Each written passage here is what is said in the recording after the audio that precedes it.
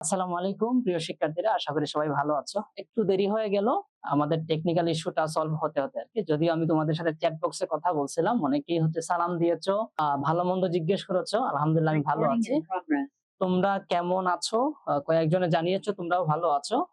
Plus পড়াশোনা কেমন চলছে সেটা আমি একটু জানতে চাচ্ছি আর কি। কারণ আজকে যে তোমাদের যে ক্লাসটা আমি নিচ্ছি এটা কিন্তু একটু স্পেশাল ক্লাস, ঠিক আছে?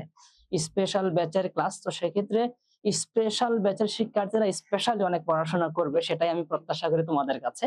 তো আমাকে একটু জানাও তোমাদের আসলে ওভারঅল আদার্স প্রিপারেশনটা কেমন চলছে। প্লাস আজকে যে আমাদের তোমাদের যে চ্যাপ্টারটা তোমরা জানো বা যে অধ্যায় যে বইটা জানো, বাংলাদেশ ও বিশ্ব পরিচয় বিজিএস যে বইটা আছে, ঠিক আছে? তো বিজিএস বইয়ের প্রথম অধ্যায় যেটা ঔপনিবেশিক যুগ ও বাংলাদেশের স্বাধীনতা বা বাংলার স্বাধীনতা, সেই অধ্যায়টা নিয়ে আমরা আলোচনা করব। নিশ্চয়ই তোমরা জানতে পেরেছো। তো আমরা ওখানে যাওয়ার আগে, মূল ক্লাসে যাওয়ার আগে আমি তোমাদের সাথে একটু কথা বলতে চাই আর কি, যে তোমরা আসলে যেহেতু স্পেশাল ব্যাচ এবং আমরা একদম ডিরেক্টলি এক্সাম ফোকাস করে তোমাদেরকে পড়াবো। তো সেক্ষেত্রে এক্সাম ফোকাস করে পড়তে গেলে কিন্তু একটা বেসিক ব্যাকগ্রাউন্ড তোমাদের থাকা লাগবে বা বেসিক ওরিয়েন্টেশনটা তোমাদের থাকা লাগবে। অর্থাৎ এই অধ্যায় বলো কিংবা যেই অধ্যায়ে আমরা যখন যে ক্লাসটা নিব, সেই ক্লাসে কিন্তু তোমার আগে থেকে একটু পড়াশোনা থাকতে হবে। যদি সেটা না থাকে, আমি যদি ডিরেক্টলি তোমাকে এক্সাম প্রিপারেশন নিয়ে যাই, তাহলে কিন্তু তুমি অতটা ভালো করে বুঝবে না। তো একটু জানতে চাই আর কি, যে তোমাদের আগের কতটুকু পড়াশোনা আছে এই অধ্যায়ের উপরে, প্লাস অন্যান্য বিষয়ের উপর। আমি তোমাদের চ্যাট বক্সটা একটু দেখবো, তোমরা যদি কয়েকজন একটু রেসপন্স করো আর কি। আমি দেখতে পাচ্ছি কয়েকজন আমাকে রেসপন্স করছিলে। তোরি ভালো আছি, তারপরে রাদিয়া সালাম দিছিল, তারপরে তোরি নমস্কার দিছিল, আরো আছে আফিয়া তাসনিম আসসালামু আলাইকুম। ওয়ালাইকুম আসসালাম, ভালো আছি। হুমায়রা আছে, আসসালামু আলাইকুম। ওয়ালাইকুম আসসালাম। ওকে, আরো অনেকে আছো। সোহাইব আহমদ আছো, হ্যাঁ। ওয়ালাইকুম আসসালাম। এই চ্যাপ্টারটা মোটামুটি হ্যাঁ পড়েছি, সোহাইব আহমেদ বলছে যে এই চ্যাপ্টারটা পড়েছি। বাকিদের কি অবস্থা, তোমরা কি এই চ্যাপ্টারটা পড়ছো কিনা একটু জানাও। যদি তোমাদের পড়া থাকে তাহলে আমার যে তোমাদের এক্সাম ফোকাস করে যে আমি ক্লাস নিতে চাচ্ছি, বা আমরা যে ব্যাচটা সাজিয়েছি বৃত্তি ব্যাচ, ঠিক আছে? যদি তোমাদের বেসিকটা পড়া থাকে তাহলে আমরা যেইভাবে ডিজাইন করেছি সেইভাবে তোমাদের জন্য সুবিধা হবে। কিন্তু যদি বেসিকটা না পড়ে, তাহলেও যেন আমরা সেইভাবে কভার করতে পারি আর কি। এর জন্য তোমরা একটু জানাও যে তোমাদের বেসিক কতটুকু পড়াশোনা। হ্যাঁ, এই অধ্যায়টা পড়ছি। ওকে, থ্যাংক ইউ তরি, ভালো পড়ছো। মোটামুটি সবাই পড়ছো জানাচ্ছে, হ্যাঁ।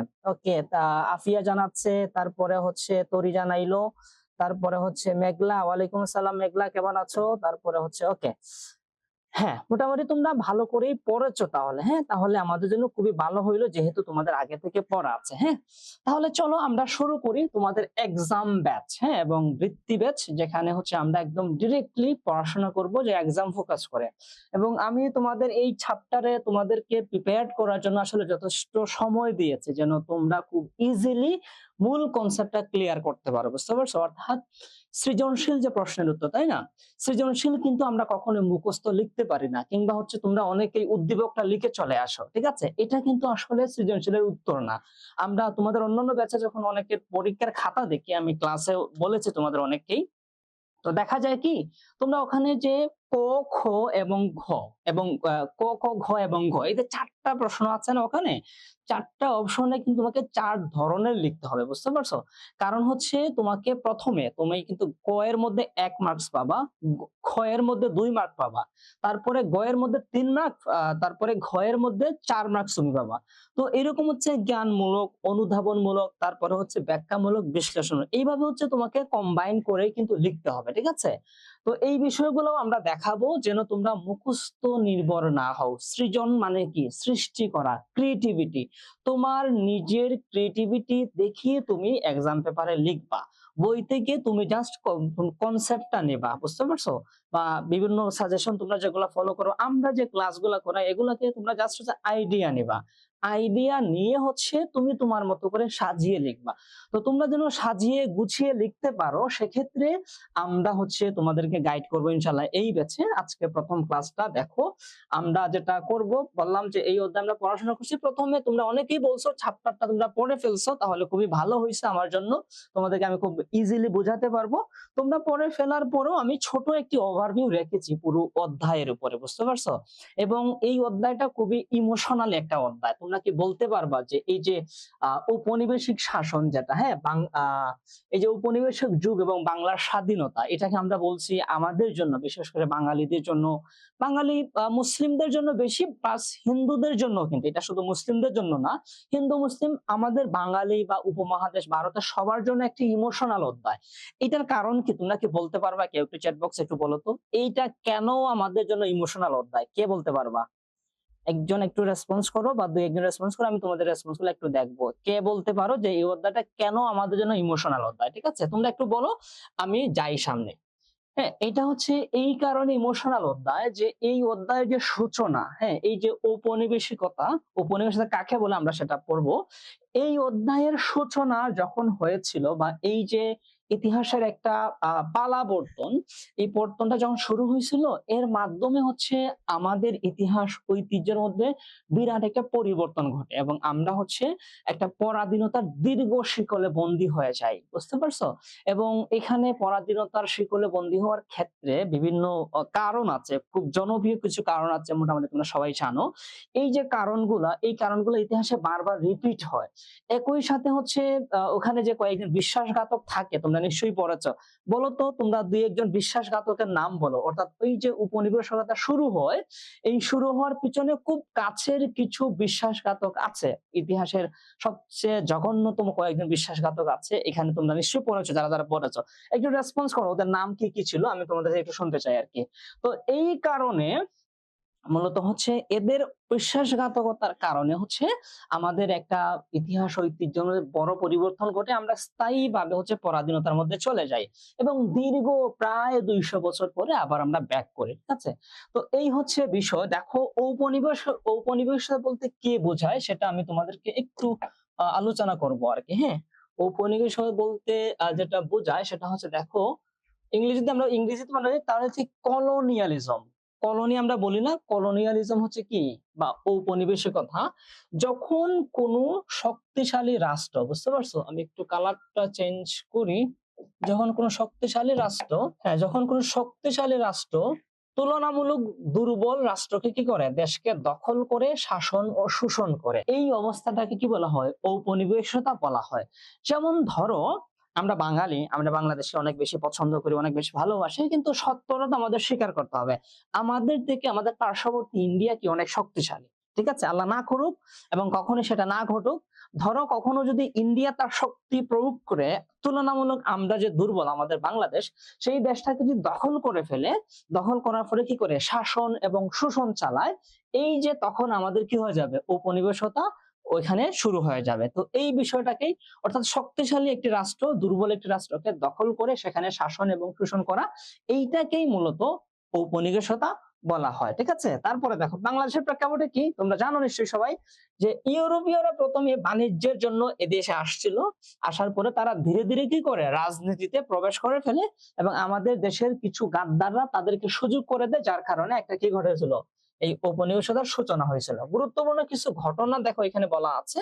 প্রথম যেটা হয়েছিল, হ্যাঁ, এই যে ঔপনিবেশিকতার সূচনাটা 1757 সালের যুদ্ধের মাধ্যমে হইলো, এটার সূচনাটা আরো আগে হয়েছিল। আরো আগে কবে দেখো, 1497 সালে, অর্থাৎ 1500 সালের কাছাকাছি সময়ে এই যে ভাস্কো দা গামা, হ্যাঁ, এই দেশে আগমন করে। এই ভাস্কো দা গামা কোন দেশ থেকে আসছিল তোমরা একটু বলো তো, কে একটু, তোমরা অনেক রেসপন্স করতেছো, ভালো লাগতেছে দেখে। পেটে আসলে মাথায় আসে না কেন? পেটে আসলে মাথায় আসবে না, আমরা পেটে নিব না, হ্যাঁ, মুঘল। ওকে হুমায়রা, থ্যাংক ইউ, পর্তুগাল থেকে আসছিল। ওকে, হুমায়রা বলছে। তারপরে হচ্ছে ব্রিটিশ শাসন 200 বছর সময়কে বলে।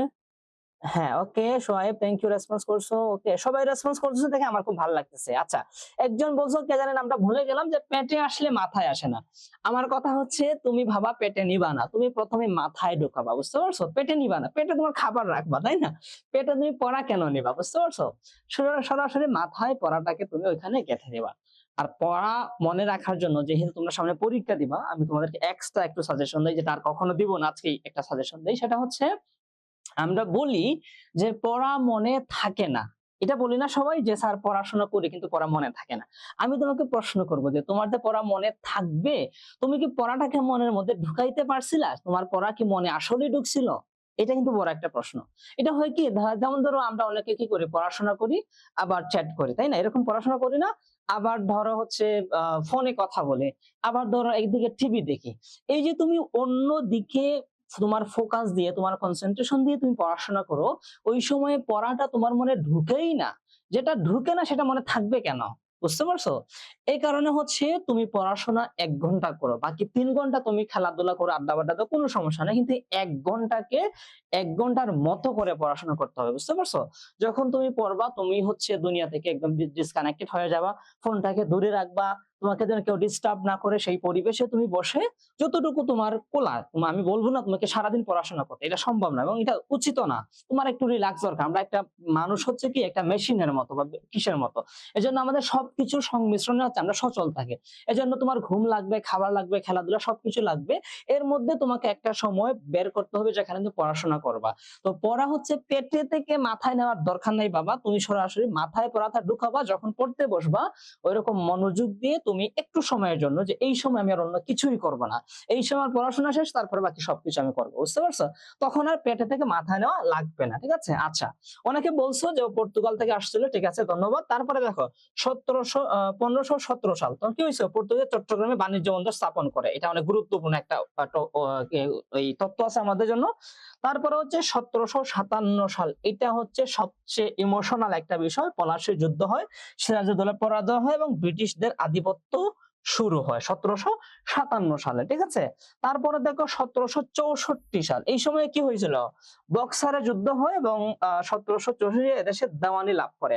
অর্থাৎ তোমরা যদি ইতিহাসটা ভালো করে পড়ে দেখো, দেখবা যে 1757 সালে পলাশীর যুদ্ধের মাধ্যমে হচ্ছে আমাদের হচ্ছে পরাজয় হয়ে গেলেও ইংরেজরা যে পুরোপুরি ক্ষমতা নিতে পারে নাই। পরবর্তী আরো কত 57 থেকে 64 প্রায় 6 থেকে 7 বছর পরে 64 সালের যায়া আরেকটা যুদ্ধ হয় যেটার নাম হচ্ছে বক্সারের যুদ্ধ। এই যুদ্ধের পর এই যে 65 সালে কি করে পুরোপুরি ক্ষমতাটা লাভ করে বা দেওয়ানি লাভ করে ফেলে। তারপরে হচ্ছে 1857 সালে সিপাহী বিদ্রোহ হয়। তারপরে কি হয়? ভারতের প্রথম স্বাধীনতা যুদ্ধ হচ্ছে এইটা, সিপাহী বিদ্রোহ। বুঝতে পারছো?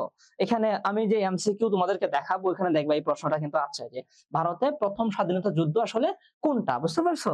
তাহলে এই যে 1857 সালে 1757 সালে হচ্ছে কি হয়েছিল? তোমার হয়েছে ওই পলাশীর যুদ্ধের মাধ্যমে পরাজয় হয়েছিল। আরো ১০০ বছর পরে অর্থাৎ 1857 সালে যাইয়া হচ্ছে কি হয়েছে?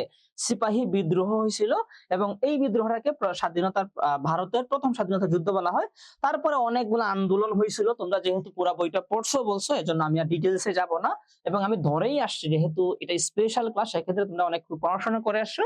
এজন্য শুধু আন্দোলনগুলোর নাম আমি এখানে নিয়ে আসি। দেখো, ফকির সন্ন্যাসী বিদ্রোহ আছে, তিতুমিরের বিদ্রোহ আছে, নীল বিদ্রোহ আছে, সন্তাল বিদ্রোহ আছে, সিপাহী বিদ্রোহ তো আছে বলছি, বঙ্গভঙ্গ বিরোধী আন্দোলন আছে ইত্যাদি। এই বিষয়গুলা কিন্তু আমাদের পুরা অধ্যায়ে কিন্তু আছে।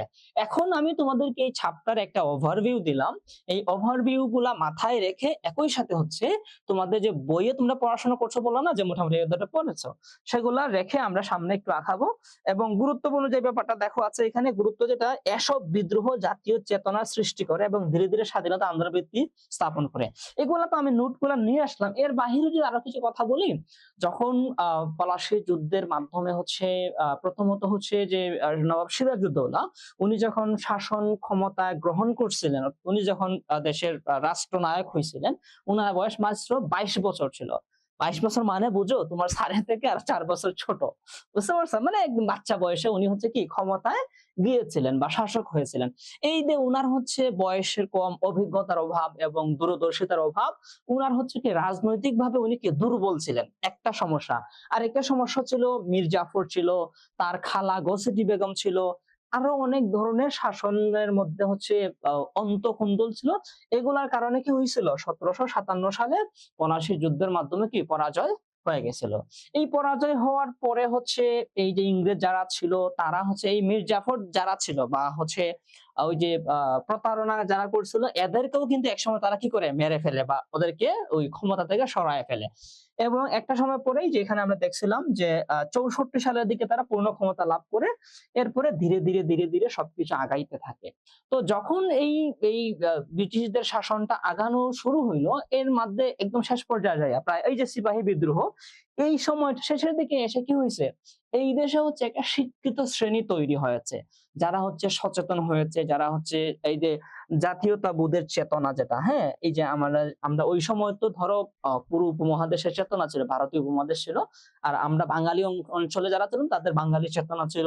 এই সবকিছু মিলাইয়া হচ্ছে একটা জাগ্রত জনগোষ্ঠী তৈরি হয়েছিল। এরপরে ধীরে ধীরে এটা একসময় স্বাধীনতা আন্দোলনের দিকে যায় এবং সর্বশেষ কত হয়েছিল 1900 কত সালে, 1947 সালে হচ্ছে কি এই ভারত থেকে বা আমাদের এখান থেকে ইংলিশ বা ব্রিটিশরা কি লেজ গুটাইয়া পালাইয়া চলে যায়, যদি অনেকগুলা গিরিঙ্গি বাঁধায়া গেছে। ঠিক আছে, চলো এগুলা তো তোমরা মোটামুটি বুঝতে পারছো, যেহেতু তোমাদের পড়া ছিল। একটু জানাও যে আমি পুরা যে একটা ওভারভিউ দিলাম, হ্যাঁ ওভারভিউ দিলাম, এই বিষয়গুলা নিয়ে তোমরা ক্লিয়ার হইতে পারছো কিনা, এবং তোমরা তো আগে পড়াশোনা করছিলা। তোমাদের এখানে আমি 11 জনকে দেখতে পাচ্ছি, মোটামুটি সবাই একটু রেসপন্স করো যে যতটুকু আমি বুঝাইলাম এবং তোমাদের হচ্ছে যতটুকু আগের পড়া আছে আগে থেকে সব মিলাইয়া তোমরা এই চ্যাপ্টারটা সম্পর্কে পুরা ক্লিয়ার আছো কিনা। যদি ক্লিয়ার থাকো তাহলে আমরা হচ্ছে এখন ডিরেক্টলি এমসিকিউতে চলে যাব, কিংবা প্রশ্ন আমরা হচ্ছে পরীক্ষাতে কিভাবে ভালো নাম্বার তুলতে পারি। ওকে, রাদিয়া বলছে ক্লিয়ার, থ্যাংক ইউ রাদিয়া। তারপরে সোহাইব বলছে okay ji sir, thank you Sohaib. তারপরে তরি, হ্যাঁ sir, thank you Tori. To Takia clear, okay thank you, তোমরা অনেকেই ওকে। আফিয়া তাসনিম, ওকে, তোমরা সবাই মোটামুটি ক্লিয়ার তাহলে। ঠিক আছে, চলো তাহলে আমরা আরেকটু সামনে আগাই, দেখি আমাদের এখানে কি কি আছে। হ্যাঁ, দেখো আমরা ওভারভিউ নিলাম, এরপর আমরা ডিরেক্টলি এমসিকিউ তে চলে যাই। সরি, আমরা এখন এমসিকিউ তে চলে যাব। হ্যাঁ, দেখো তোমাদের যতগুলো এমসিকিউ যেভাবে আসে আমি সেভাবেই হচ্ছে তোমাদের জন্য নিয়ে আসছি আর কি এমসিকিউ গুলো। দেখো আমাদের পুরো অধ্যায় থেকে আমরা এখানে গুরুত্বপূর্ণ 20টা এমসিকিউ নিয়ে আসছি। হ্যাঁ, তো 20টা এমসিকিউ এর ক্ষেত্রে দেখো গুরুত্বপূর্ণ যেটা প্রথম, এখানে উত্তরগুলো দেওয়া আছে, তোমরা হচ্ছে আমি নিয়ে আসছি আর কি, আমরা আলোচনা করব। হ্যাঁ, আমরা শুধু উত্তর দেখে আলোচনা করব না, আমরা হচ্ছে বইয়ের সাথে কানেক্ট করে উত্তরগুলোকে বিশ্লেষণ করব। কারণ এমসিকিউ তে তোমরা অনেক সময় দেখবা কি সিমিলারলি অনেকগুলো উত্তর সঠিক হয়, এটা তোমরা অনেক সময় দেখবা যে 4টা অপশন আছে, 4টার মাঝে অনেক সময় 4টাই মনে হয় তোমার সঠিক উত্তর, আবার 3টা সঠিক উত্তর, 2টা সঠিক উত্তর। এই সময়ে তুমি কিভাবে উত্তর করবা এগুলো আমরা এখানে একটু দেখবো। আরেকটা হচ্ছে এখানে সঠিক উত্তর থাকলেও আমরা দেখবো যে এটা কেন সঠিক উত্তর, বুঝতে পারছো, এটা তোমাদেরকে অ্যানালাইসিস করে দিব, তাহলে তোমরা কনফিডেন্টলি হচ্ছে কি এমসিকিউ গুলা দাগাইতে পারবা। চলো তাহলে প্রথম প্রশ্ন যেটা, ইউরোপীয়দের ভারতে আগমনের প্রধান উদ্দেশ্য কি ছিল।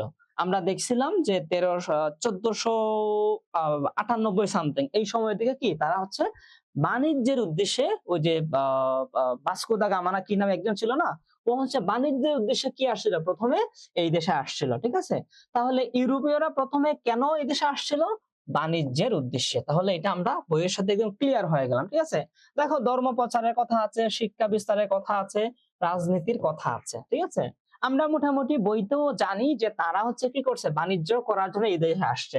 এখন কখনো যদি হচ্ছে তোমার মনে হয় যে তুমি কনফিউজ আছো, তখন তুমি একটু দেখবা যে ওরা কি করছে, ওরা তো ধর্ম প্রচার করে নাই, বরং আমাদের দেশের ধর্মকে একদম ধ্বংস করে ফেলাইছে। শিক্ষা বিস্তার, ওরা তো প্রথমে তো শিক্ষাকে একদমই বিস্তার, আগে তো শিক্ষা বিস্তার ছিল না, শেষের দিকে এসে যদিও তাদের মতো করে কিছু শিক্ষা বিস্তার করছে, কারণ হচ্ছে তারা চাইছিল যে তাদের মতো করে ইংরেজদের অনুগত একটা জাতি তৈরি হোক, এজন্য তারা শিক্ষার কিছু বিস্তার করছিল, কিন্তু এটা শেষের দিকে, প্রথম দিকে না। আর রাজনীতি তো আমাদের দেশের রাজনীতি তারা ধ্বংসই কইরা ফেলাইছে। ঠিক আছে, সেক্ষেত্রে কি বাণিজ্যটা সঠিক এবং 100% সঠিক, এইভাবে যখন তুমি অ্যানালাইসিস করে উত্তরটা দিবা তখন তোমার কি 100% সঠিক উত্তর হবে এবং ভুলের সম্ভাবনা একদম কমে আসবে। ঠিক আছে, তারপরে চলো এই যে ভাস্কো দা গামার কথা চলে আসছে। ভাস্কো দা গামা ভারতে আসেন কত সালে, এই যে দেখছিলাম আমরা 1498 সালে, এবং 1498 সালে মনে রাখার একটা সহজ উপায় যে 1500 সালের কাছাকাছি তোমরা মনে রাখবা। 15 দেখো 1498 মানে কি, আরো 2 বছর পরেই কি 1500 সাল। ঠিক আছে, তাহলে 1400 সালের 98 সালে হচ্ছে সঠিক উত্তর। ঠিক আছে, এবং এটাই কিন্তু প্রথমে ভারতে আসছিল, বুঝতে পারছো, এবং এই ভাস্কো দা গামা আসার মাধ্যমেই কিন্তু এই দেশে কি আন্তর্জাতিক বাণিজ্য উন্মুক্ত হয়, এর আগে কিন্তু অতটা আন্তর্জাতিক বাণিজ্য উন্মুক্ত ছিল না, বুঝতে পারছো। আচ্ছা, তারপরে চলো বাংলায় প্রথম বাণিজ্য কেন্দ্র স্থাপন করে কে, বাংলায় প্রথম বাণিজ্য কেন্দ্র স্থাপন করে কারা, পর্তুগিজরা।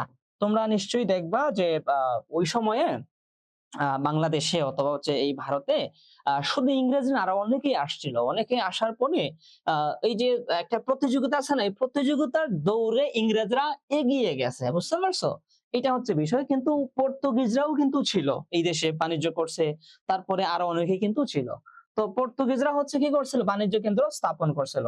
তারপরে হচ্ছে জব কার্নক কলকাতা ক্রয় করেন। কলকাতা ক্রয় করেন কত সালে? ১৬৯০ সালে। তোমরা কি এর সাথে আরেকটি প্রশ্ন আমি করব। এই যে সম্ভবত জন কার্নক হবে এটা। সম্ভবত এখানে একটু ভুল আছে, হ্যাঁ? জন কার্নক হওয়ার কথা, জব কার্নক হওয়ার কথা না। একটু বইয়ের সাথে মিলায় নিই আরকি উত্তরটা, প্রশ্নটা। তো জন কার্নক হচ্ছে কি করছে? কলকাতা ক্রয় করে ফেলছিল। কলকাতার কয়েকটা এলাকা নিয়ে পুরো কলকাতা ক্রয় করে ফেলছিল। তোমরা কি বলতে পারবা কত টাকা বা কত দিয়ে হচ্ছে কলকাতাটা কিনছিল? কেউ কি জানো উত্তরটা? কেউ জানলে হ্যাঁ, মোসাম্মদ রুবাইয়া আক্তার, ওয়ালাইকুম আসসালাম। কিন্তু রুবাইয়া তোমার এত দেরি কেন? এত দেরি কেন? এখন কয়টা বাজে? ৫টা ১৩। তুমি ১১ তে আসো। এত দেরি করলে কি হবে বলো? সময় মতো ক্লাসে আসবা। এক্সাক্টলি। তাকিয়া উত্তর দিয়েছে সঠিক উত্তর। হ্যাঁ, হুমায়রাও সঠিক উত্তর দিয়েছে। তারপরে হচ্ছে রাদিয়াও সঠিক উত্তর। ও মাই, তুমি সব জানো। ও মাই গড! সবাই সঠিক উত্তর দিয়েছে। ওকে, গুড। তাহলে তোমরা যেহেতু সঠিক উত্তর জানো, তাহলে এই যে একটা প্রশ্ন আছে না, এই প্রশ্নের সাথে আমরা কি আরেকটা প্রশ্নের উত্তর শিখে নিলাম যে সে কি করছে? ১২০০ টাকা দিয়ে এটা কিনে ফেলছিল কলকাতা। একটা ইমাজিন করো, একটা শহর, কলকাতা শহর সে কি করছে? মাত্র ১২০০ টাকা দিয়ে কিনে ফেলছে। বাবা তুমি যদি আজকে হচ্ছে একটা রেস্টুরেন্টে যাও, তুমি একা গেলে কি ১২০০ টাকার উপরে তোমার বিল চলে আসবে। বুঝতে পারছো? তার মানে তোমার একবেলার স্ন্যাকস বা একবেলার ডিনার বা লাঞ্চে টাকা দিয়ে কি করছিল? পুরা কলকাতাটা সে কিনে ফেলছিল। বুঝতে পারছো? আচ্ছা। এই যে এরকম তোমরা যখন পড়বা, আমি তোমাদেরকে কখনোই মুখস্থ বিদ্যার দিকে তোমাদেরকে আমি মোটিভেট করব না। আমি তোমাদেরকে এক্সপ্লেনেশন এর দিকে যাবা, ইনফরমেটিভ এর মতো হওয়ার চেষ্টা করবা আরকি।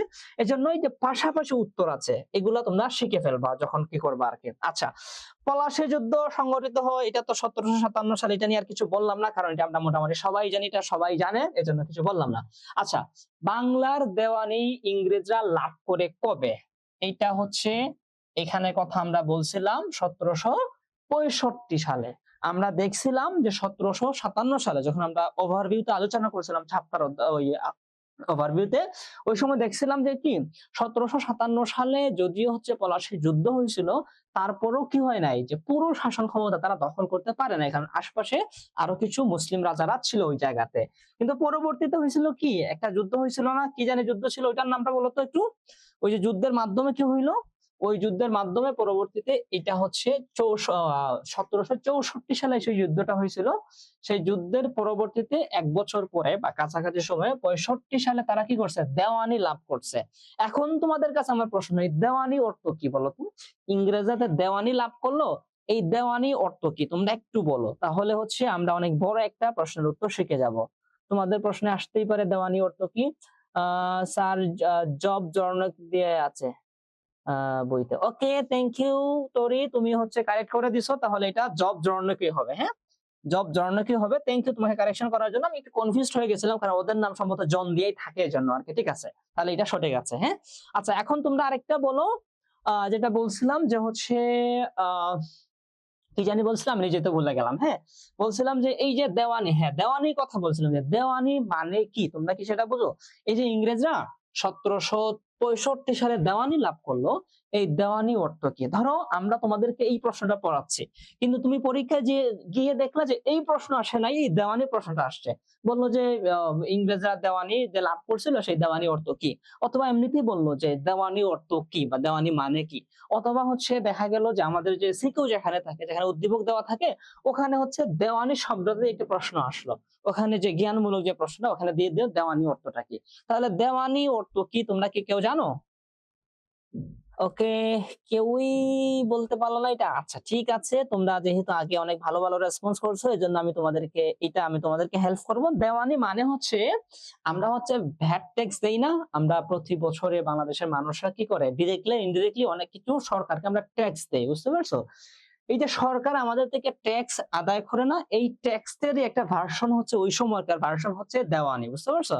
ওই অঞ্চলে মানুষ যারা থাকে তাদের থেকে জমি জমা বিভিন্ন কিসের মাধ্যমে কি একটা অংশ, একটা রাজস্ব তারা আদায় করতে থাকে, এটাকে কি বলা হয়? এটা দেওয়ানি বলা হয়।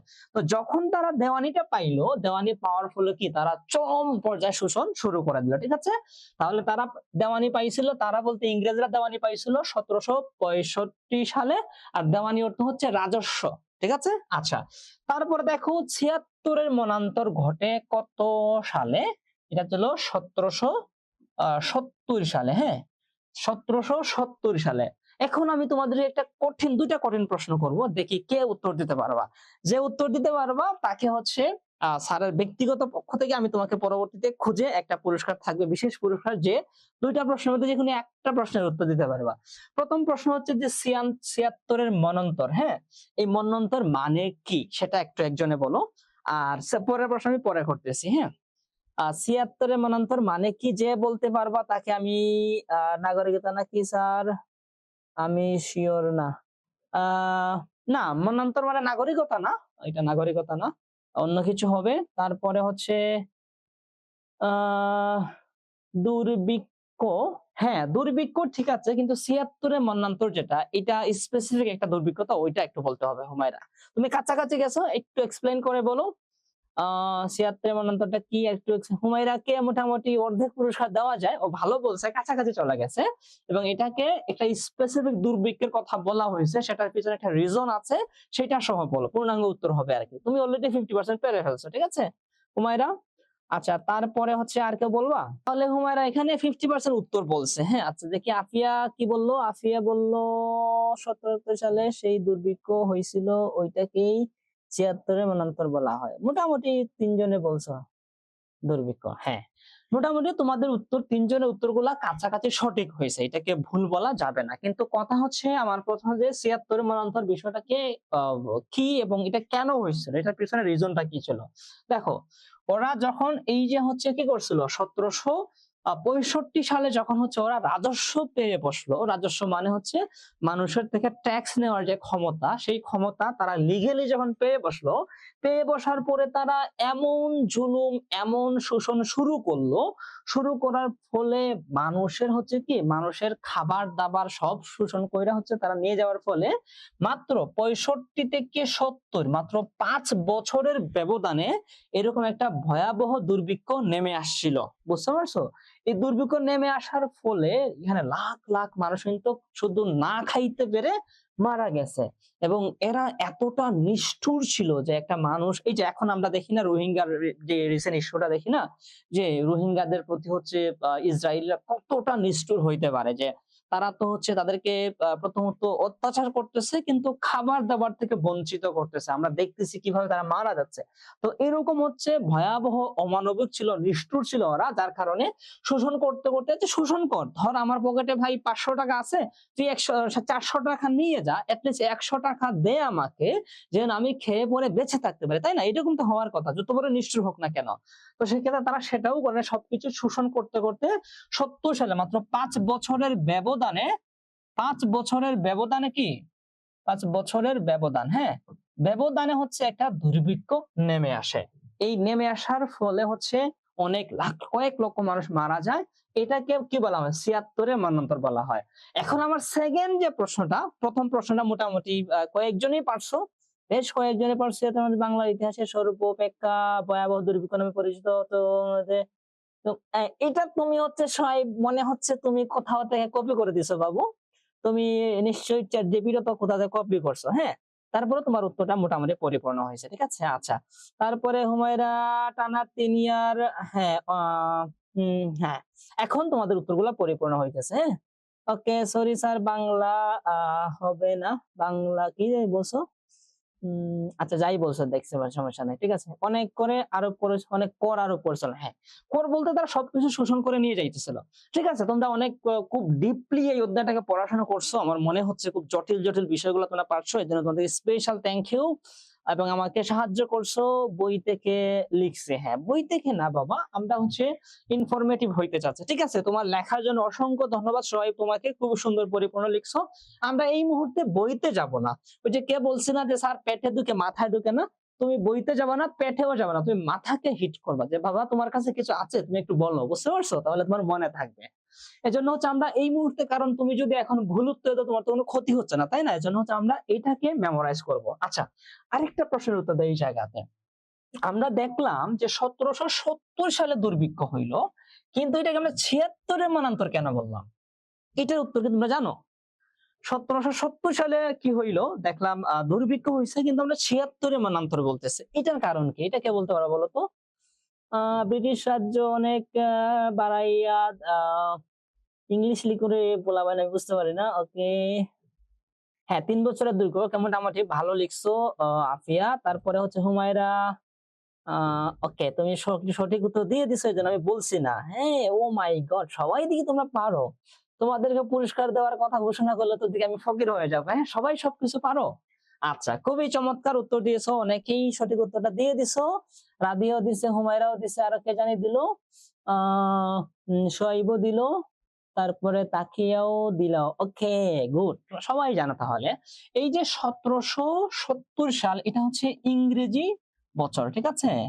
কিন্তু এটাকে 76 কে আমরা বাংলায় ধরছি। ওই সময় ছিল কি 1100 কত 76 বর্ষ, অথবা 1176 কি ছিল আর কি, বঙ্গাব্দ ছিল আর কি। হ্যাঁ, বঙ্গাব্দ সম্ভবত। এইভাবে যদি ভুল হয় তোমরা একটু কারেকশন করে দিবা আর কি। হ্যাঁ, এই যে বাংলায় যে সালটা আমরা গণনা করি, ওই সাল হচ্ছিল কত 1176। তো এই 76, আমি 75 লিখছি না, 76 হবে। ওই 76 থেকে 76 এ মন্বন্তর ধরা হয়েছে। ক্লিয়ার এখন? দেখছো একটা প্রশ্নের ভিতরে কত জটিল প্রশ্নগুলা থাকতে পারে, ঠিক আছে? এখন তোমরা সবাই, আমি তো একজনকে পুরস্কার দিতে চাইছিলাম, সবাই উত্তরটা পেরে গেছে, ঠিক আছে? সেক্ষেত্রে হচ্ছে তোমাদের সবার জন্য হচ্ছে স্যারে উজাড় করে দোয়া দিলাম যেন সবাই হচ্ছে অনেক ভালো মার্কস পাও। একজন পাইলে আমি অবশ্যই একজনকে পুরস্কার দিতাম, তোমাদের সাথে চিটিং করতাম না। কিন্তু এটা চিটিং না, চিটিং নিষেধ ধরে নিবা না। কিন্তু তোমরা হচ্ছে অনেক ইনডেপথ পড়াশোনা করছো, এটা আমাকে খুব ভালো লাগছে। এখন আসো, তিতুমিরের বিদ্রোহ সংগঠিত হয়েছিল। তিতুমির হচ্ছে এই উপমহাদেশ, এই ইতিহাসে অনেক বড় একজন ব্যক্তি এবং অনেক সাহসী একজন মানুষ ছিলেন। তিতুমিরের বিদ্রোহ কত সালে হয়েছিল? 1831 সালে হয়েছিল, ঠিক আছে? তারপরে সন্তাল বিদ্রোহ সংগঠিত হয়েছিল কত সালে? দেখো, এই যে 1855 থেকে 56, বুঝতে পারছো? আচ্ছা, তারপরে নীল বিদ্রোহ, নীল চাষী যারা ছিল তারা একটা বিদ্রোহ করছিল, সেটা কত সালে হয়েছিল? 1859 থেকে 62, এই 3 বছরের মধ্যে, সময়কালের মধ্যে হয়েছিল আর কি। তাহলে আমরা এই যে এখানে 10টা এমসিকিউ দেখলাম, এই 10টা এমসিকিউ এর সাথে কি আমরা সাথে আরো 4-5টা এমসিকিউ দেখে ফেলছি, তাই না? যে এমসিকিউ গুলা কি সম্ভাব্য আশা যে আমাদের পরীক্ষায় আসতে পারে, ঠিক আছে? আমি একটু পানি খাই, তারপরে হচ্ছে তোমরা দেখি কে কি বললো। আর কিছু কি বলছো? আচ্ছা, এখন হচ্ছে লেকচার কে বললো? হুমায়রা বললো। হ্যাঁ, অবশ্যই লেকচার শিট দেওয়া হবে হুমায়রা, এইটার উপরে হচ্ছে পূর্ণাঙ্গ লেকচার শিট আছে। এবং লেকচার শিটে হচ্ছে, দাঁড়াও একটু পানিটা খাই, লেকচার শিটে হচ্ছে আরো বেশ কিছু প্রশ্ন আছে যেগুলা আমরা একটু তোমাদের প্র্যাকটিস করার জন্য দিয়ে রাখছি আর কি, ঠিক আছে? চলো তাহলে আমরা সামনে যাই, আরো 10টা প্রশ্ন আমরা একটু দেখি। এখানে দেখো কি কি প্রশ্ন আছে আরো। হ্যাঁ, প্রথম আছে সিপাহী বিদ্রোহ বলা হয় কাকে? সিপাহী বিদ্রোহ কোনটা? একটা ছিল হচ্ছে কৃষক আন্দোলন, ধর্মীয় বিদ্রোহ, ভারতের প্রথম স্বাধীনতা যুদ্ধ, বঙ্গভঙ্গ আন্দোলন। কোনটা বলা হয় বলতো? আমরা শুরুতেই দেখছিলাম যে ভারতের প্রথম স্বাধীনতা যুদ্ধকে কি, সিপাহী বিদ্রোহকে প্রথম স্বাধীনতা যুদ্ধ বলা হয়। এটা আগে বলছি দেখে আমি আর এখন এক্সপ্লেন করছি না, ঠিক আছে? বাংলার রাজধানী কলকাতা ঘোষণা করেন কে? ওয়ারেন হেস্টিংস নামে একজন ছিলেন, তিনি কি করছে? বাংলার রাজধানীকে, কলকাতাকে রাজধানী ঘোষণা করছিল। তারপরে শাহী বাঙ্গালা উপাধি গ্রহণ করেন কে? শাহী বাঙ্গালা উপাধি গ্রহণ করছেন কে? ইলিয়াস শাহ। হ্যাঁ, ইলিয়াস শাহ শাহী বাঙ্গালা উপাধি কি করছেন। তারপরে ঈশা খাঁ বারো-ভূঁইয়াদের নেতা ছিলেন কে? মুঘলদের। এটা বোধহয় আমাদের আগের অধ্যায় থেকে দুই একটা প্রশ্ন এখানে আছে, কাছাকাছি আর কি, এজন্য আছে আর এখানে দেখো। ঈশা খাঁ বারো-ভূঁইয়াদের হচ্ছে নেতা ছিলেন কে? নেতা ছিলেন মুঘলদের বিরুদ্ধে। ঈশা খাঁ বারো-ভূঁইয়াদের নেতা ছিলেন পলাশ। হ্যাঁ, ঈশা খাঁ মুঘলদের বিরুদ্ধে কি ছিলেন? এই যে মুঘলদের বিরুদ্ধে যখন যুদ্ধ হয়েছিল, বা যখন হচ্ছে রাজনৈতিক ভাবে কি হয়েছিল, ওই সময় কি ঈশা খাঁ মুঘলদের বিরুদ্ধে কি ছিলেন? বারবুইয়াদের নেতা ছিলেন। ওইটা হচ্ছে আমরা হচ্ছে সম্রাট আকবরের ইতিহাস পড়ি না? এই যে তোমার হইছে ওই সময় হচ্ছে বারবুইয়া নামে যে একটা কি তৈরি হয়েছিল, একটা আ ধরো তোমার হচ্ছে ওই যে রাজনৈতিক অঙ্গনে বা প্রধানমন্ত্রীর আশপাশে কিছু মানুষ থাকে না? এরকম কিছু মানুষকে নিয়ে হচ্ছে বারবুইয়া হয়েছিল। ওই সময় হচ্ছে তাদের নেতা ছিল কে? ওই ইশাখা। তারপরে ৭৬ এর মন্বন্তর বাংলার কত ভাগ মানুষ মারা যায়? এটা বলছিলাম যে ১/৩ বুঝতে পারছো? যে ৩ ভাগের ১ ভাগ মানুষ মারা গেছে, এটা কল্পনা করা যায়? তারপরে দেখো সিপাহী মঙ্গল পান্ডে জড়িত ছিলেন সিপাহী বিদ্রোহেতে। হ্যাঁ? ওই যে সিপাহী বিদ্রোহের মধ্যে একজন সৈনিকের নাম ছিল এটা ছিল মঙ্গল পান্ডে। তারপরে বঙ্গভঙ্গ কার্যকর হয় কত সালে? ১৯০৫ সালে। এখন আমার প্রশ্ন, বঙ্গভঙ্গটা আসলে কি? বঙ্গভঙ্গটা কি? যে আমরা দেখলাম বঙ্গটা ৫ সালে কার্যকর হয়েছিল। এটা বলতে আসলে আমরা কি বুঝি বা তোমরা কি বুঝো? একটু বলো তো ২-১ জনে একটু রেসপন্সটা শুনি। তোমাদের আমি একটু পরে দেখবো। বঙ্গভঙ্গ আ আ ১৯০৫ সালে কার্যকর হয়েছিল এবং হচ্ছে বঙ্গভঙ্গকে কেন্দ্র করে বাংলাদেশের রাজনীতিতে অনেক কিছু পরিবর্তন হয়েছিল। কিন্তু বঙ্গভঙ্গ কেন এবং কাকে বলা হয় এটা তোমরা একটু বলো। তারপর হচ্ছে মুসলিম লীগ প্রতিষ্ঠা হয়। এটা কত সালে প্রতিষ্ঠা হয়েছিল? ১৯০৬ সালে ঢাকায় প্রতিষ্ঠিত হয়েছিল। ঠিক আছে? অর্থাৎ বঙ্গভঙ্গ হচ্ছে ব্রিটিশদের একটা অনেকটাই হঠকারিতার মতো ছিল। তাদের একটা নীতি ছিল যে ভাগ করো, শাসন করো। ঠিক আছে? যেমন ধরো হচ্ছে একটা ফ্যামিলিতে একজন বাবার হচ্ছে ৩ জন ছেলে আছে। ঠিক আছে? একজন বাবা তার হচ্ছে ১, ২, ৩ জন ছেলে আছে। এই যে বাবা ৩ জন ছেলের মাধ্যমে তো বাবা হচ্ছে অনেক শক্তিশালী হবে, তাই না? বা ৩ টা ছেলেই হচ্ছে তোমার হচ্ছে ইনকাম করবে, উপার্জন করবে।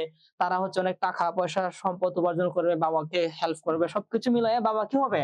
অনেক শক্তিশালী হবে। কিন্তু ওখান থেকে যদি কেউ বাবার শত্রু থাকে, ধরো একজন শত্রু হইলো, সেই শত্রু যদি বাবার এই ছেলেটাকে আলাদা কইরা ফেলে বাবার থেকে, তাহলে কি বাবা তুলনামূলক দুর্বল হয়ে পড়বে। আর একজন শত্রু যদি বাবার থেকে এই ছেলেটাকে বা ছেলেকে ধরো অনেক কান পরা দিয়ে কি করলো? আলাদা কইরা ফেললো। তখন বাবা কি দুর্বল হয়ে যাবে। তো ব্রিটিশরা এরকম ভাগ করতে চাইছিল যে এদেরকে ঐক্যবদ্ধ রাখা যাবে না। এ ঐক্যবদ্ধ রাখলে ওরা শক্তিশালী হবে। এজন্য তারা কি করেছিল? বঙ্গকে ভঙ্গ করতে চাইছিল। বুঝতে পারছো? এবং বঙ্গভঙ্গটা হচ্ছে যখন কার্যকর হয় ১৯০৬ সালে, ওই সময়ে হচ্ছে পরবর্তীতে এই দেশের মানুষ যারা ছিল, সচেতন মানুষ যারা ছিল, তারা মনে করলো এবং ওখানে হচ্ছে আরো অনেক কিছু ছিল। উম হ্যাঁ, ইন্ডিয়া উপমহাদেশকে ভাগ করা এরকম রাদিয়া যেটা বলছো, আ এটা হচ্ছে বিশেষ করে হচ্ছে আমাদের যে পশ্চিমবঙ্গ এবং পূর্ববঙ্গ আমাদের যেটা অঞ্চল আরকি এবং পশ্চিমবঙ্গ ভারতের বর্তমান পশ্চিমবঙ্গ যেটা, এটাকে ভাগ করার কথা ওরা বলছিল আরকি, হ্যাঁ? এখানে পক্ষে বিপক্ষে অনেক ইতিহাস আছে। কিন্তু randomly যেটা বলা হয় সেটা হচ্ছে যে ব্রিটিশরা মূলত চাইছিল এদেরকে ভাগ কইরা দুর্বল কইরা ফেলতে। এবং ওই সময়ে হচ্ছে তোমার হইছে বাঙালি যারা ছিল তারা অনেকেই বিভিন্ন পক্ষে বিপক্ষে ছিল। ওই সময় একটা সময় পরে মনে হইলো যে ওই সময় অঞ্চলের মানুষদেরকে যে তাদেরকে কি হওয়া দরকার? রাজনৈতিকভাবে ঐক্যবদ্ধ হওয়া দরকার। রাজনৈতিকভাবে যদি ঐক্যবদ্ধ হয় তখন হচ্ছে কি করা যায়? যে যেকোনো সময় বেশি শক্তি প্রয়োগ করা যায় বা যেকোনো সিদ্ধান্ত বা অবদান রাখা যায়। এটাকে এই উদ্দেশ্য থেকেই এই বঙ্গভঙ্গের ১ বছর পরে ১৯০৬ সালে কি হয়েছিল? মুসলিম লীগ প্রতিষ্ঠিত হয়েছিল। ১৯০৬ সালে। ঠিক আছে? যেটা বর্তমান আওয়ামী লীগ আরকি। ওটা ধারাবাহিকভাবে অনেক পরিবর্তন হয়ে আওয়ামী লীগ পর্যন্ত আসছিল। ঠিক আছে? আচ্ছা। তারপরে দেখো এবং এটা কোথায় হয়েছিল? এটা কিন্তু ঢাকায় হয়েছিল ১৯০৬ সালে। তো লাহোর প্রস্তাব উত্থাপন করা যায় শেরেবাংলা একে ফজলুল হকের নাম আছে। আমরা সবাই জানি যে লাহোর প্রস্তাব তিনি দিয়েছিলেন। তারপর হচ্ছে ভারত ভাগ হয়ে কি হয়েছিল? পাকিস্তান রাষ্ট্র প্রতিষ্ঠিত হয়েছিল কত সালে? ১৯৪৭ সালে। অর্থাৎ ব্রিটিশরা আমরা শুরুতে বলছিলাম যে ওরা হচ্ছে মোটামুটি তোমার হচ্ছে প্রায় ১৫০০ সালের শুরুর দিক থেকে আসা শুরু করছিল। আইসা আরো ২০০ বা প্রায় ১৫০ বছর পরে অর্থাৎ ১৭৫৭ সালের দিকে কি করলো? ক্ষমতা দখল করে ফেলল। পরে আরো ২০০ বছর এদেশে ক্ষমতা তারা ভোগ করার পরে সর্বশেষ ১৭৫৭ সালের দিকে কি হইছে? এদের সরি ১৭৫৭ না ১৯৪৭ সালের দিকে এদেরকে এই দেশ থেকে বিদায় করে দেয়া হয়েছিল। ওই সময়ে কি হয়েছিল? ভারত ভেঙে ২ টা অংশ হয়েছিল। একটা ছিল পাকিস্তান আরেকটা ছিল কি? ভারত এবং আমরা পাকিস্তানের অংশে ছিলাম আরকি। তো এই হলো তোমাদের যে ১ম যে অধ্যায়টা, এই অধ্যায় থেকে আমি সম্ভাব্য যতগুলা এমসিকিউ ছিল সবগুলা নিয়ে আসার চেষ্টা করেছি। একই সাথে হচ্ছে এর পাশাপাশি যেই প্রশ্নগুলো ছিল সেগুলো কিন্তু আমি কভার করার চেষ্টা করেছি তোমাদের কাছে। ঠিক আছে? এখন তোমরা অনেকে অনেক কিছু বলছো, ওকে বঙ্গভঙ্গ নিয়ে হচ্ছে আফিয়া প্রশ্ন উত্তর রেসপন্স করছে। বঙ্গভঙ্গ হলো ব্রিটিশ হ্যাঁ। উম প্রদেশকে ওকে, মোটামুটি এটা ডিরেক্টলি ভারত না, বললাম যে আমাদের পূর্ব বাংলা এবং পশ্চিম বাংলাকে আলাদা করার জন্য একটা প্ল্যান করছিল, এটাই আরকি। হ্যাঁ, মুসলিম ও হিন্দুদের মধ্যে আ দ্বন্দ্ব তৈরি করা। হ্যাঁ, এটাও বড় একটা কারণ হচ্ছে, হুমায়রা খুব চমৎকার একটা কথা বলছে। ওরা হচ্ছে চাইছিল কি যে আমাদের নিজেদের মধ্যে কি একটা ক্যাচাল লাগায়া রাখতে। এজন্য হচ্ছে ওরা সাম্প্রদায়িক দাঙ্গা লাগাইতে চাইছিল হিন্দু এবং মুসলিমদের মধ্যে। একই সাথে হচ্ছে ওরা আলাদা করতে চাইছে। তারপরে হচ্ছে তোমার হচ্ছে আমাদের যে জাতির যে শক্তি আছে, হিন্দু মুসলিমরা একসাথে ছিলাম। এদেরকে আলাদা, আলাদা করলে দুর্বল হয়ে পড়বে। এরকম অনেকগুলা ইনটেনশন নিয়ে তারা কি করছিল, এটা করছিল। অনেক ভালো, ভালো রেসপন্স করছিল, দেখে অনেক ভালো লাগতেছে আমার তোমাদের ক্লাস নিতে।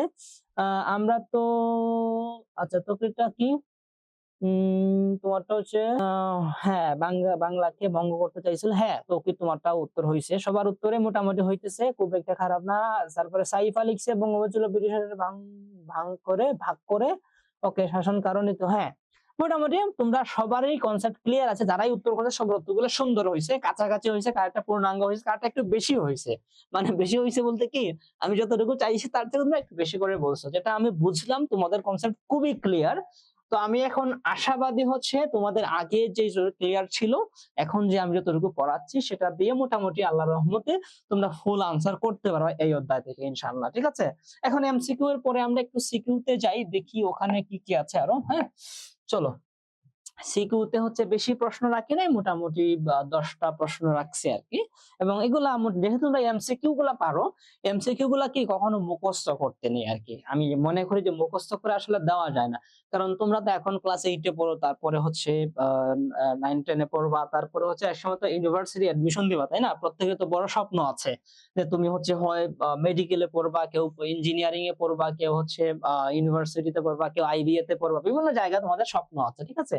ওই ক্ষেত্রে যে বিভিন্ন ভর্তির পরীক্ষাগুলা হয়, ওগুলাতে কিন্তু তোমার মুখস্থ করে ওগুলাতে কাজ করা যায় না। বুঝতে পারছো? সেজন্য তোমার যদি এখন থেকে কনসেপ্ট ক্লিয়ার করার হচ্ছে একটা প্রবণতা তৈরি হয়, একই সাথে ইনফরমেটিভ তুমি হইতে পারো। লাইক হচ্ছে তুমি সংখ্যা দিয়ে কথা বলতে পারো। ইনফরমেটিভ, তোমার ব্রেইনটাকে ইনফরমেটিভ একটা ব্রেইন বানাইতে পারো এখন থেকে। তাহলে তুমি দেখবা তুলনামূলকভাবে তুমি যখন অ্যাডমিশন জার্নিতে যাবা, ওই সময় দেখবা তোমার অনেকগুলা সহজ লাগবে। না হলে বাবা এইচএসসি পরীক্ষা দেওয়ার পর থেকে তোমার জীবনে এত যুদ্ধ শুরু হবে। তোমাদের আশপাশের বড় ভাই আপু যারা হচ্ছে ইউনিভার্সিটিতে পরীক্ষা দিয়ে হচ্ছে চান্স পাইছে কিংবা চান্স পায় নাই, তাদের যে জীবন ওইটা দেখলে একটু রিয়ালাইজ করবা আরকি। এজন্য আমি তোমাদেরকে বলব যে প্রত্যেকটা অধ্যায়ের কনসেপ্টটা ক্লিয়ার করবা। তাহলে এমসিকিউ বলো, সিকিউ বলো, তারপরে হচ্ছে আ কি বলে এমসিকিউ, সিকিউ, তারপরে হচ্ছে সবকিছু আছে, হ্যাঁ? সবকিছু মিলে এটা তো আমি সিকিউ লিখছি। এটাতে এসকিউ হওয়ার কথা, তাই না? সরি। ও,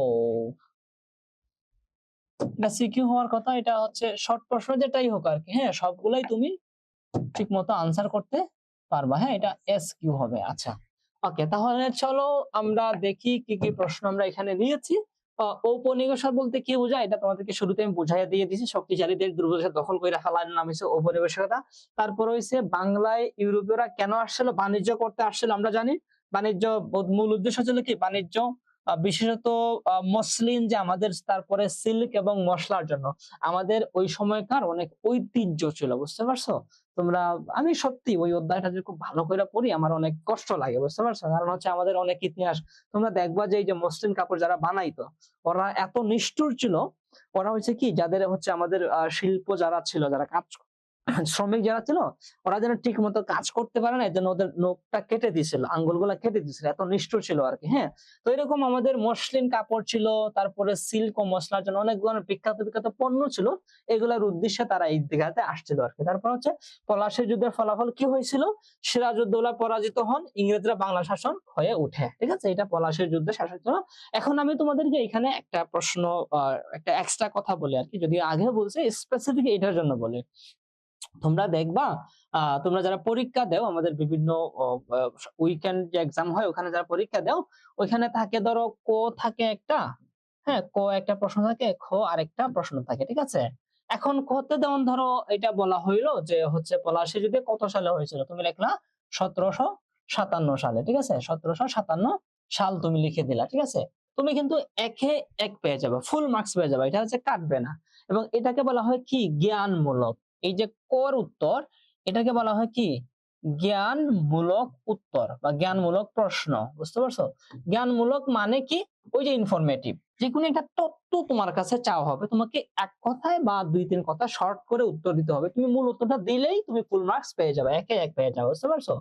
কিন্তু এই যে প্রশ্ন যেটা আমাদের হচ্ছে কতে থাকে, এটা হয় জ্ঞানমূলক প্লাস হচ্ছে অনুধাবনমূলক, বুঝতে পারছো? জ্ঞানমূলক প্লাস কি, অনুধাবনমূলক। আমরা যখন এইভাবে বলি, যেমন ধরো আমরা যদি এই প্রশ্নটা দেখি যে বাংলায় ইউরোপীয়রা কেন আসছিল, আমাদের জ্ঞানমূলক প্রশ্নের উত্তর কি, সেটা হচ্ছে কি বাণিজ্য করার জন্য আসছিল। আমরা যদি শুধু এইটা লিখে দেই তাহলে তুমি 1 মার্ক পেয়ে যাবা, তোমার এখানে 1 থেকে তোমাকে মানে 0.5 দেওয়া যাবে না, তুমি 1 পেয়ে যাবা। কিন্তু তোমাকে তো 2 পাইতে হবে, তুমি যদি শুধু এইটার উত্তর দাও তাহলে তুমি 2 পাবা না। এটাকে আমরা আরেকটু এক্সপ্লেইন করে দেখো কি কি বলছি, মসলিন সিল্ক এবং আরেকটু বলছে, এবং এখানে যেরকম শর্ট আছে তোমাকে এত আরেকটু ডিটেইলসে লিখতে হবে, বুঝতে পারছো? আমি জাস্ট তোমার কি পয়েন্ট গুলো এখানে নিয়ে আসছি আর কি। যখন তুমি জ্ঞানমূলক অর্থাৎ ইনফরমেশনটা দিবা, একই সাথে এটা ছোট একটা এক্সপ্লেনেশন দিবা বা অনুধাবনটা দিবা, অর্থাৎ আমরা হচ্ছে অনেক সময় সাপোর্টিভ কিছু বলি না, এটা বললা, এই তত্ত্বটাকে বাণিজ্যটাকে মানে সাপোর্টিভলি তুমি আরেকটু এক্সপ্লেইন করে যখন দিবা, তখন কি তুমি 2 এ 2 পেয়ে যাবা। বা অথবা যদি তোমাকে কিছু টিচার থাকেন যে ফুল মার্কস দিতে চান না বা এভারেজে মার্কস দিতে চান, সেক্ষেত্রে কি তোমাকে হয়তো দেখা যাবে কম হইলো 1.5 দিয়ে দিবে 2 এর মাঝে, বুঝতে পারছো? কিন্তু তুমি যদি বাবা শুধু এইটুকু লিখো বাণিজ্য করার জন্য, তাহলে কি তুমি মাত্র 1 মার্ক পেয়ে যাবা। তো এক্ষেত্রে অনেকেই আবার মন খারাপ করে যে স্যার আমি তো সব উত্তর সঠিক লিখছি, বাবা তোমার উত্তর সঠিক হইছে কিন্তু পূর্ণাঙ্গ হয় না, এই জন্য তুমি ফুল মার্কস পাও না, বুঝতে পারছো? আচ্ছা, তারপরে তো এখানে আমাদের যে শর্ট প্রশ্ন যেটা বা এক কথার প্রশ্ন যেটা থাকবে, 2 মার্কের প্রশ্ন যেটা থাকে অর্থাৎ খ, এই যে খ, এই খটা আমরা এরকম জ্ঞানমূলক এবং অনুধাবনমূলক এই দুইটা মিলাইয়া লিখবো, ঠিক আছে? তারপরে পলাশী যুদ্ধের ফলাফল আমরা পড়ে ফেলছি।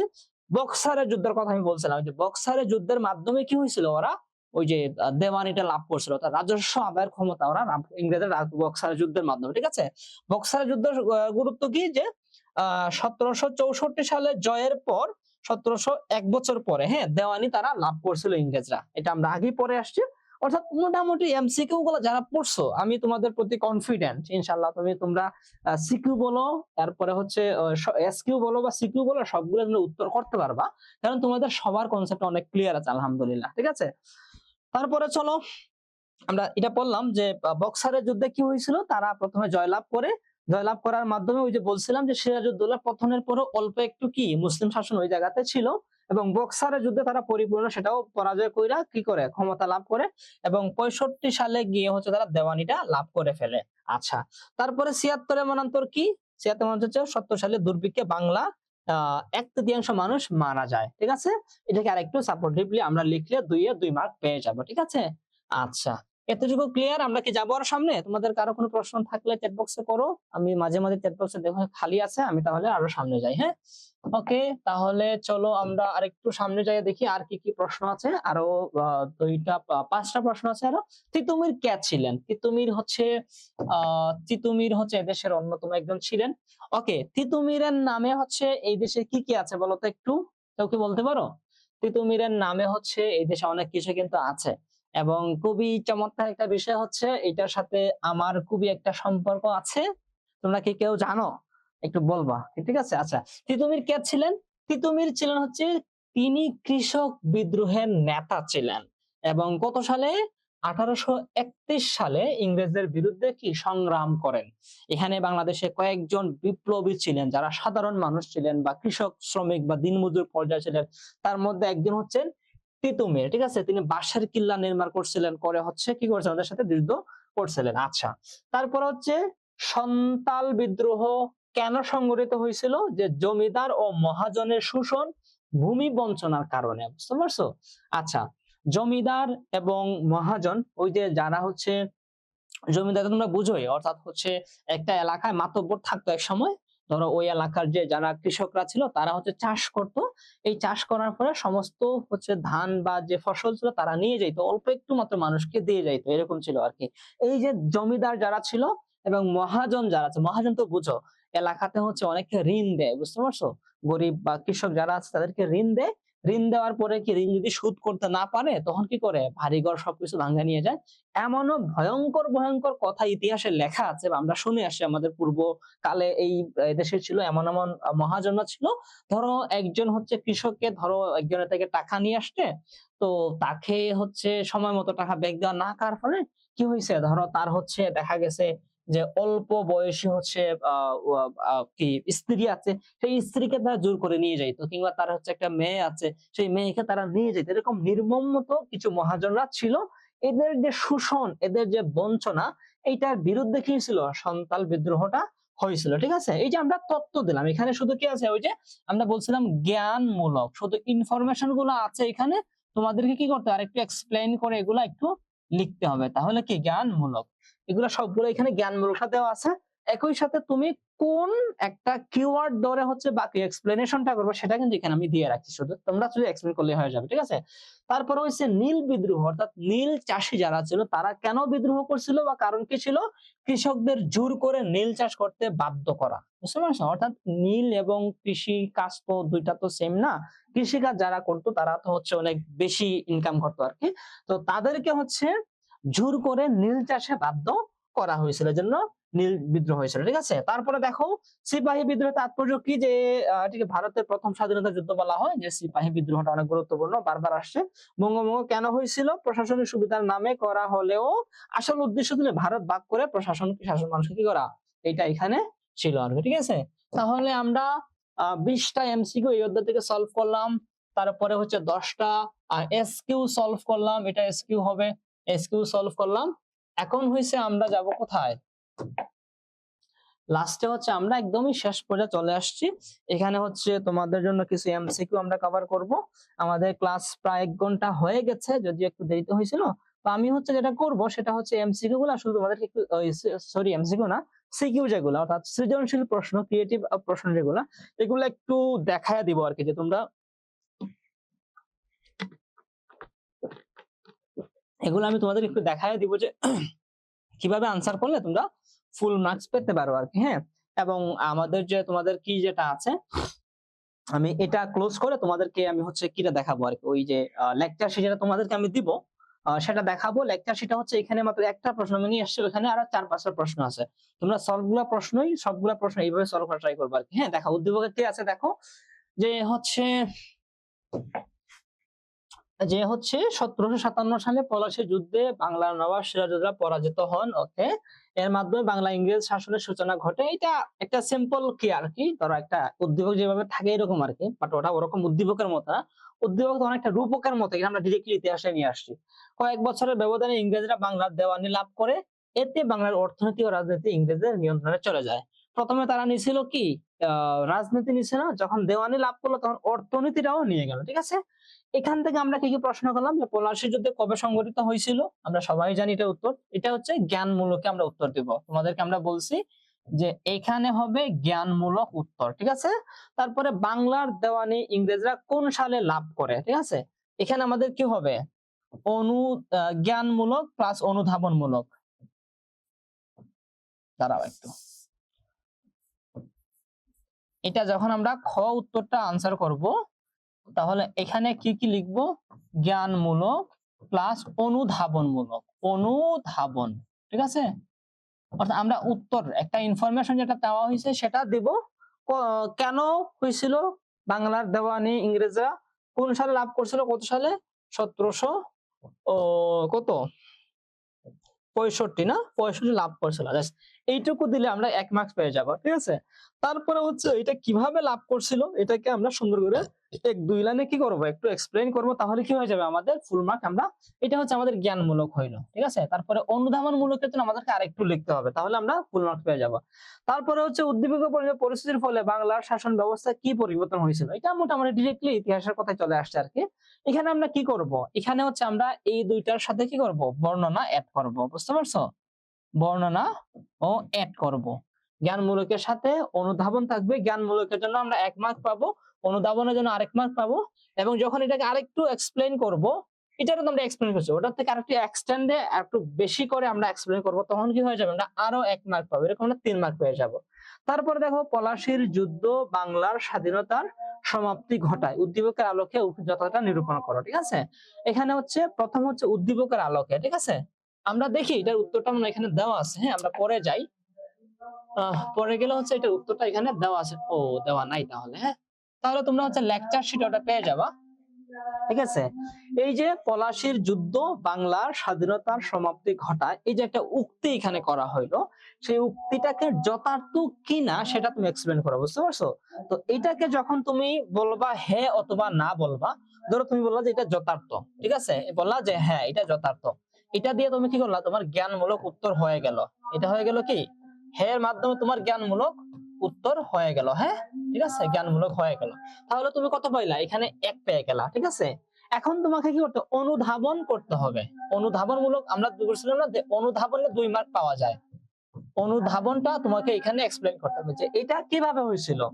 এই যে হইলো, যে এটাকে তুমি একটু প্রমাণ করবা যে পলাশী যুদ্ধের মাধ্যমে এই যে এই বাংলাদেশ থেকে বা উপমহাদেশ থেকে আমাদের নিজস্ব স্বাধীনতা বা মুসলিম স্বাধীনতা বিলুপ্ত হয়ে যায়, ইংরেজরা শাসন ক্ষমতা চলে আসে, যার মাধ্যমে কি হয়েছিল, ক্ষমতা অনেকদিন দীর্ঘদিনের জন্য চলে গেছিল। এটাই হয়েছিল কি, আমাদের স্বাধীনতা স্থায়ীভাবে কি হয়েছিল, স্বাধীনতার সমাপ্তি ঘটাইছিল। ঠিক আছে, এটা আমরা লিখলাম। লেখার পরে কি লিখবো, এটাকে আরেকটু এক্সপ্লেন করব, যে ওইখানে ইতিহাসের নামগুলা লিখবো, কারা কারা ছিল এগুলো একটু লিখবো।